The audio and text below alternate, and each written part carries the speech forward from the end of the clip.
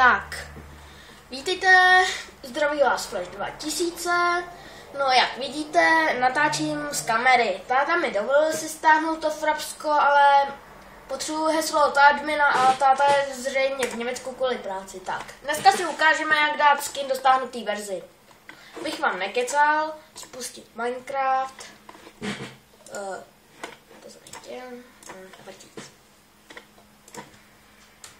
Nevím. Emil. Nebo Emal. To je jedno. Tak. Přežití. Tak. Jak vidíte, skin tadyhle nemám.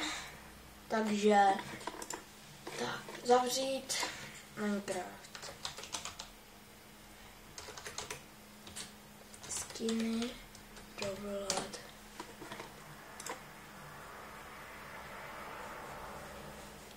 Tady dám people. A nevím, tak. Hele, creeper. Download.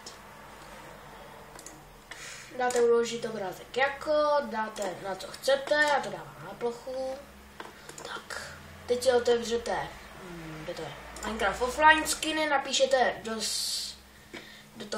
do seznamu Minecraft offline skiny, si najdete tady tu stránku. Když napíšete do vyhledávače Minecraft offline skiny, dejte hnedka první stránku. Tak, tady musíte jít na hlavní stránku, tady máte instalátor módu. Kliknete na to, otevřít, tady máte pár složek, kliknete na MC Skin Exe.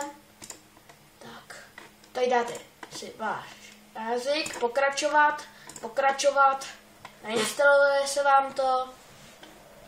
Nebyly upraveny žádné soubory. To znamená, že já už jsem to jednou instaloval. To je normální. Tak, tady třeba já nevím, tak jak jsem se jmenoval? Jo, Emal. Heslo. Tak, skin.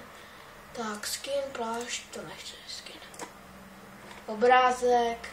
Najdete si ten vlastní obrázek, který jste chtěli. To už můžu odstranit. Vlastně nepotřebuji zajít, skin se mi nelíbí. Ajajaj, jdíte počít. Jo, hele, Creeper Fan. Dáte otevřít, nahrát soubor a máte Creeper Fana.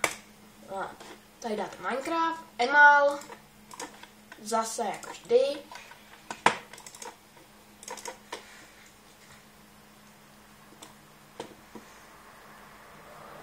A jak vidíte, mám najednou jinou ruku a mám i skin. Tak, ale kdybyste machrovali, že máte skin ve stálé věrzi, nevyjde vám to. Ten skin můžou vidět jen lidi, kteří mají stejný program.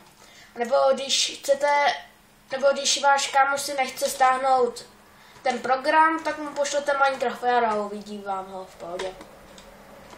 Tak asi zdus.